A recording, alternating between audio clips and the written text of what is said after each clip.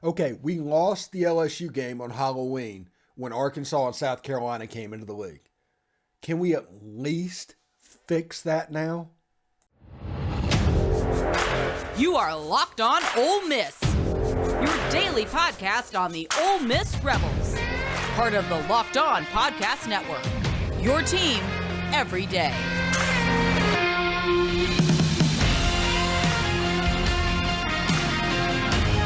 All right, welcome to the Locked On Ole Miss podcast. I am your host, Stephen Willis. Thank you very much for joining us on this magical mystery tour we call Ole Miss Fandom. And also thank you for making the Locked On Ole Miss podcast your first listen every day. We are free and available wherever you get your podcast, including YouTube. Do us a favor, subscribe to the YouTube channel, hit the bell for notifications, upvote the video as well, and comment down below. We'd appreciate it very much. All right.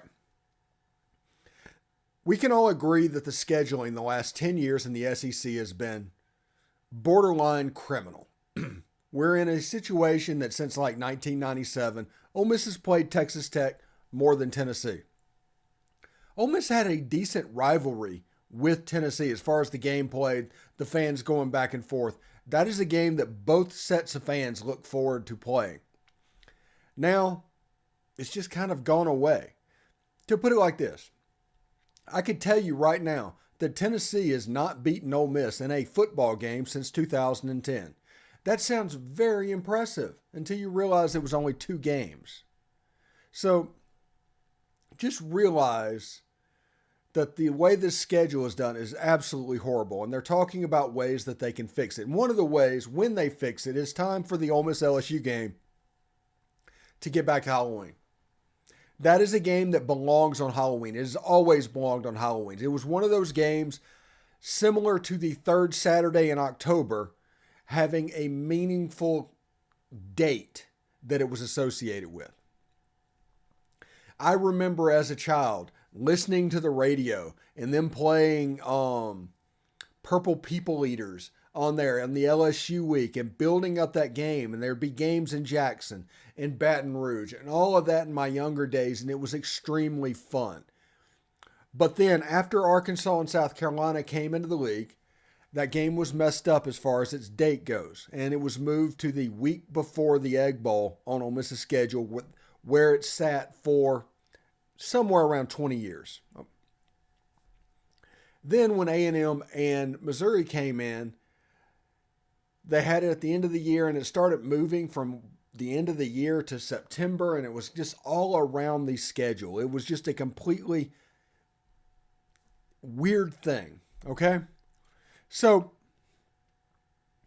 the SEC has a chance to fix this, to get this right. I understand the reason that LSU was doing it before. It was because Alabama was basically taking a bye week before the game at all time. They moved up, with the Iron Bowl that's happened, they moved it up and they took a bye week there. LSU took it also, so Alabama didn't have the advantage because those were the 2 top teams over the last 20 years in the SEC probably. I get that. That's not going to be a situation that we need to worry about much longer. And this is why. The 3 permanent rivals that each team is going to get, and it's likely going to be 2 of the top 8 schools in financial revenue if you are in that group. If you were in the lower one, it'd be 2 of the lesser revenue schools, okay, and the permanent rivals. Give you an example of something it would look like. This was Matt Hayes from Saturday Down South. He did this, and he predicted Auburn, LSU, and Tennessee, and that doesn't work because that's 3 high-revenue schools. It's just one of those things where let's make it work. And LSU has Alabama, Florida, Ole Miss. That doesn't really necessarily work either. But that gives you an idea of what people are looking at and how they are handling what is going on. So when looking at LSU, one of the permanent rivals is going to be Texas A&M. It just is. The Gulf War, as I guess they call it, or I call it, I don't know. It sounds like it fits. It's just too perfect of a geographical location for a rivalry with LSU. And Texas A&M is going to have Texas, and Texas A&M is probably either going to have Oklahoma or Arkansas or something like that. but that'll be what it looks like. LSU is going to have Texas A&M, and they're going to have Ole Miss as their rival. That leaves two of the high dollar schools that LSU has to deal with, and that is Florida and that is Alabama. Which rivalry do you want to keep? Or should I say, make every other year instead of every year? And if you go back to that list, and we can bring it up again, the Alabama list had three teams as well. They have Auburn and Tennessee that's absolutely going to be impacted. So the odd man out would be LSU. Florida has Georgia, Kentucky, LSU. So there's a chance that Florida rivalry stays because it fits the 2-1 program and the Alabama one goes away. So that would eliminate the need for that scheduling quirk to happen. And this game could go back to where it belongs on Halloween. The Ole Miss LSU game should always be on Halloween. It should not be September 24th. It should not be November 17th. It should be around October 31st. Either right there in the 1st of November or right there at the end of November. That weekend is where the Ole Miss LSU game should be. LSU fans will tell you the same thing. And if LSU fans tell you they don't care about this game, ask them why they rushed the field the last time they beat us at 7-0, including last year. Ask them that. They care when we're good. So it just kind of is what it is. So in the second segment of the show today, we're going to talk about Marquel Blackwell potentially going to Texas A&M and us needing a running backs coach, a wide receivers coach. The staff turnover is still happening. And we're also going to go on the third segment and talk about what about basketball? What do we do about this situation, especially at this point of the season? It's absolutely nuts. Anyway, today's show is brought to you by Built Bar. If you're looking for a delicious treat but don't want all the fat and calories, then you got to try Built Bar. What makes Built Bar so good? Well, for starters, they're covered in 100% real chocolate. That's right, real chocolate. And they come in unbelievable flavors like churro, peanut butter brownie, coconut almond. And I'm not sure how Built does it, but these bars taste like candy bars while maintaining amazing macros. And they're healthy too. 130 calories, 4 grams of sugar, 17 grams of protein. And now, this is the best part. You don't need to wait around by ordering through Built.com and putting in Locked On 15 as a promo code. Now you can go to Walmart and get a 4-pack from the pharmacy section. Go in there. You got amazing flavors like cookies and cream, double chocolate, or coconut puffs. Fantastic. 4-pack box. But here's the better part. If you're near a Sam's Club, which a lot of people are, you can go in there and grab a 13-bar box with our hit flavors brownie batter and churro, and you can thank me later. No longer do you just have to go to Built.com and put in promo code LOCKEDON15 and all of that stuff with Built Bar. Now you can go to Walmart and Sam's Club as well. Go there, do it, taste it. You will thank me. All right, thanks again for making the Locked On Ole Miss podcast your first listen every day. Make sure you check out our brand new podcast. It's Locked On College Basketball. It's everything you need to know about basketball in one place. Plus, you get to hear from big-name experts, insiders, coaches, and players. Locked On College Basketball, available on YouTube and wherever you get your podcast. All right. Marquel Blackwell looks like is going to Texas A&M, so staff turnover is still going. Remember, I've told you guys at this point for years that turnover is just a part of the system now. You're not going to have the same thing all over again. You're not going to have a program anymore. It's just the way it is. It's the 2023 team, the 2024 team. You can take it and point it towards that 2024 team, but it's not a program like it was. You can't predict the turnover. Too many players and coaches are going in and out of the door for you to do that and making living doing that because you just can't predict how it's going to look. So you have to do your best each and every year. I know that is different from what I say about pointing towards that 2024 season, the start of the playoff, all of that stuff. But you need to figure out a way to do that in the macro while handling the micro of the 2023 season, whether it be Walker Howard, Spencer Sanders, Jackson Dart, the whole 9 yards. It just is what it is. So knowing that what we know, Marquel Blackwell, I honestly think Marquel Blackwell came to Ole Miss because he was tight with Zach Evans.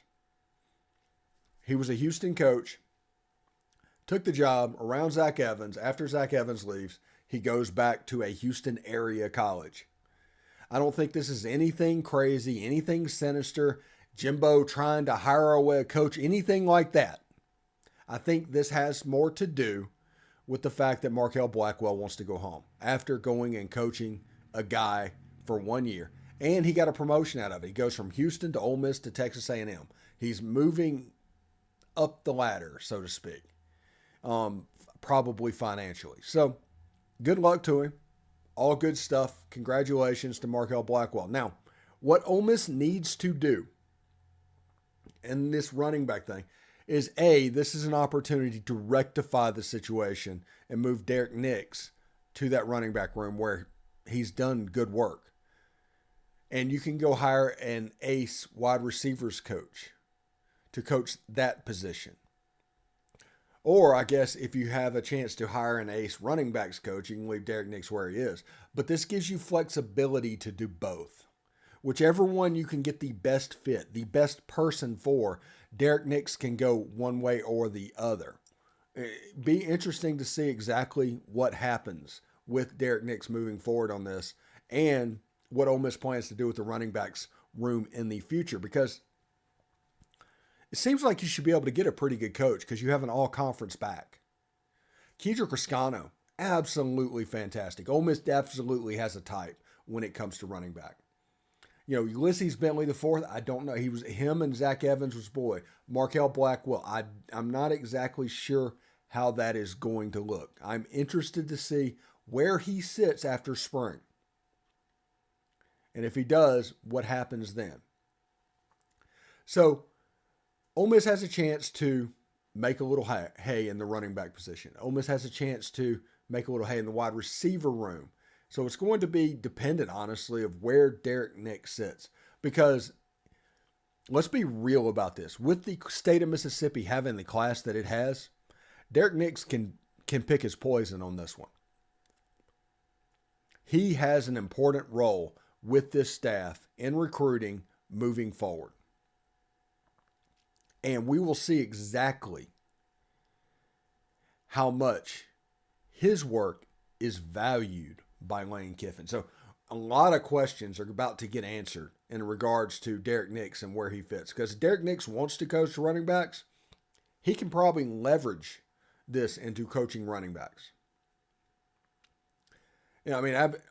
Really cool thought. If he likes where he is in wide receivers, you're probably not going to see much room or much turnover there. But Ole Miss does have the flexibility.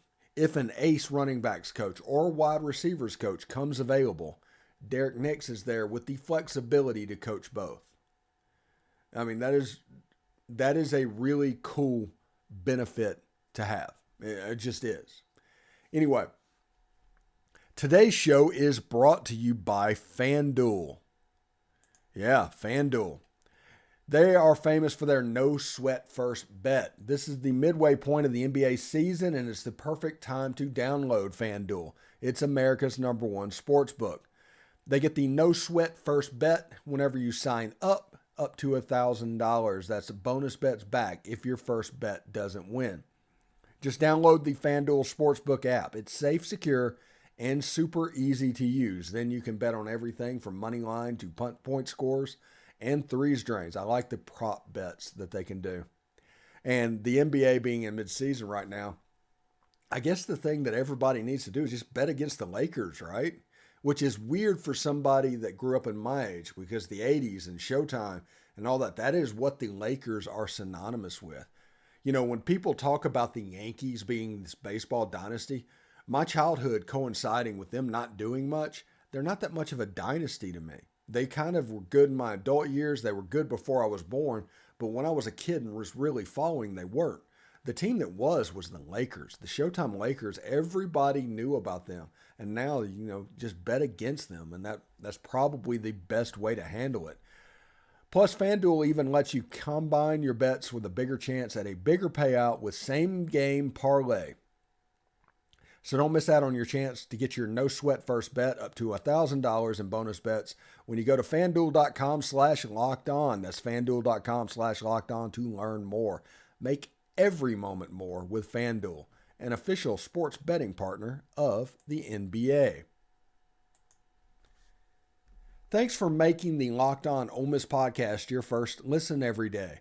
We are free and available wherever you get your podcast, including YouTube. So subscribe to the YouTube channel if you would. Hit the bell for notifications, comment down below, and upvote the video as well. We'd appreciate it. Now, what about basketball? We do a lot of football on this show, and rightfully so. But what about basketball? Because Ole Miss is in a, let's say, precarious situation at the moment. All right. The games at the Pavilion are not drawing very much at all. I guess you're making money off season ticket holders that are not showing up, but you're just not making money overall. And over the last few games, your thousands of dollars are probably going to get lost because of where it is. That is probably the number one concern in regards to making a change when it comes to doing that. But if you did that, you have a chance of upsetting the apple cart and recruiting and all this. And I do think that Ole Miss fans are intentionally right now trying to have their cake and eat it too. And they want to make a change. If you ask any Ole Miss fans what needs to be done for this basketball program, the number one they say is make a change at the head coach position. That is the way a general fan is programmed. Make a change at the coach position if you want to turn it around. That may not be the issue. What is the root cause for the problems in Ole Miss basketball? Is it interest? Is it where it sits in the pecking order, where it's a solid number 3, possibly number 4 right now, but a successful team, they would move up that list again fairly quick. But right now, them and Coach Yo's women's team are about on the same level. And everybody is pointing towards baseball against Delaware State this weekend, and basketball is kind of getting lost in the shuffle. Now, do you want a situation where that becomes relevant and regular? You have a $95 million building. I doubt it. You could have stayed at Tad Smith Coliseum and done exactly what is being done right now, and it would probably be okay. But you did invest all of that money. So you probably at least need to try and make a go at it in basketball. That's just kind of the way it is. So do you make a change now, or do you wait to the end of the season? Probably the end of the season. Jason Jordan came on the show probably about a week ago, Saturday. There's a podcast called Hypotheticals where Jason Jordan talks all about this and a potential change and what it would mean. And that how the recruiting class is what it is. It's going to happen what it is. But how the next guy gets hired and how quickly you can turn it around is important to saving the recruiting class. You don't want a situation like the LSU Tigers went through last season after Will Wade was let go. You want it to be as quickly as possible. You want Kermit, if it's possible, a smooth transition from one to the other. I don't know if it's going to be a retirement. Like I said, fans are trying to have their cake and eat it too. And a lot of times they say, hey, this is going to happen because this is the best case scenario for us. Maybe not for Kermit. So we don't know exactly how this is going to go down. We don't know how well it's going to be handled. We do know that if they let Kermit go now, the same people would be in the ear of the signing class and recruits as otherwise. But here's also the other thing. You're trying to save a signing class because just like in football, they think there's one basketball player. There's one type of basketball player. Either you're good or you're bad. That is how they look at basketball. System fit is everything.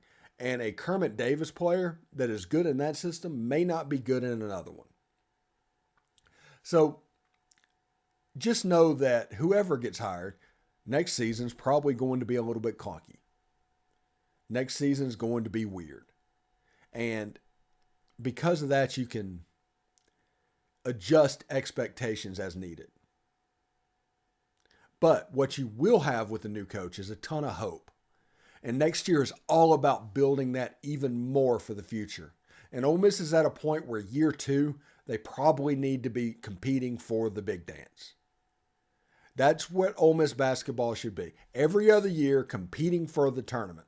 Basically what Andy Kennedy did and ended up getting run out of town for, that's what Ole Miss basketball needs to be, in my opinion. Especially now that baseball has gotten and hit another level by winning a national championship. So you have December and January and the early part of February for basketball to really make hay. You get to grab everybody's attention then, or you will lose it. Because, let's just be real. People aren't going to November basketball games. They haven't in my lifetime, which is nearly a half a century. They're not doing it. They're doing football all the way until the end, until it concludes. And honestly, until recruiting concludes. When it does, they will move on to basketball for a couple of months, 2 months tops. And if basketball does not grab that attention, they will move on to baseball almost immediately.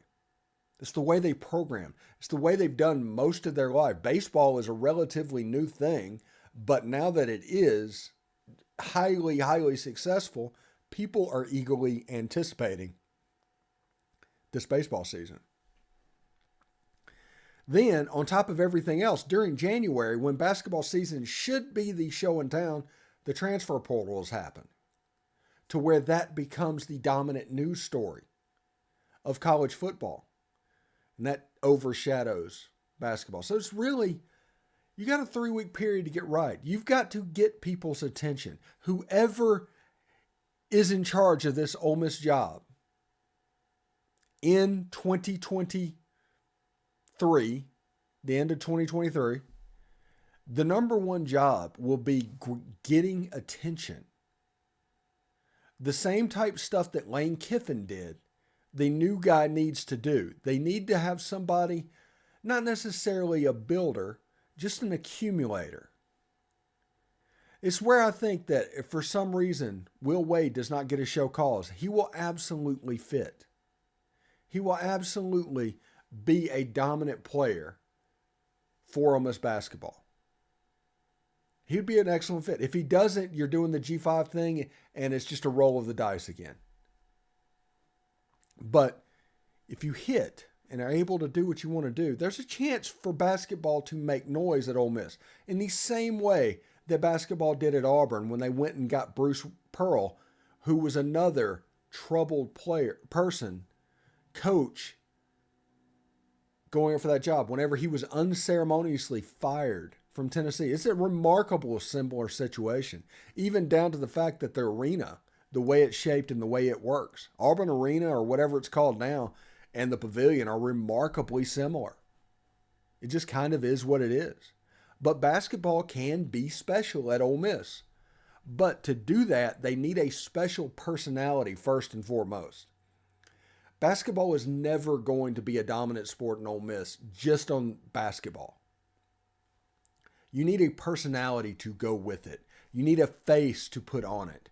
You need somebody that for some reason or another has a chance to do something transcendent on that sport. I know, I get it.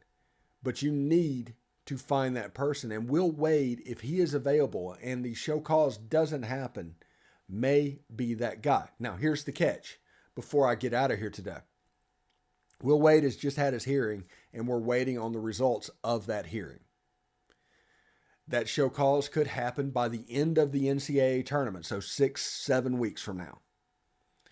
So, if he gets out of it, I'm sure all the background work is done, and they can make that move relatively quickly. But in essence, Ole Miss basketball needs to be conducting 2 searches at the same time. They need to be doing everything they need to do to make sure due diligence and everything else that Will Wade is ready to go, should he be ready to go. But on the flip side of that, they need to be prepared for that first weekend, that second weekend of the NCAA tournament, to have conversations, to be ready in case Will Wade is not that guy and not able to do it, that they have a coach lined up. Because the worst case scenario is this coaching search goes into May. And all of a sudden, the whole signing class is gone. Everything is torn up. And it becomes a really, really untenable situation for the Ole Miss Rebels. It just kind of is what it is. Anyway, thanks again for making the Locked On Ole Miss podcast your first listen every day. Make sure you check out our brand new podcast, Locked On College Basketball. It has everything you need to know about college basketball in one place. Plus, you get to hear from big-name experts, insiders, coaches, and players. It's Locked On College Basketball. It's available on YouTube and wherever you get your podcast. I want to say thank you for everybody for tuning in. Tomorrow, we're going to keep going.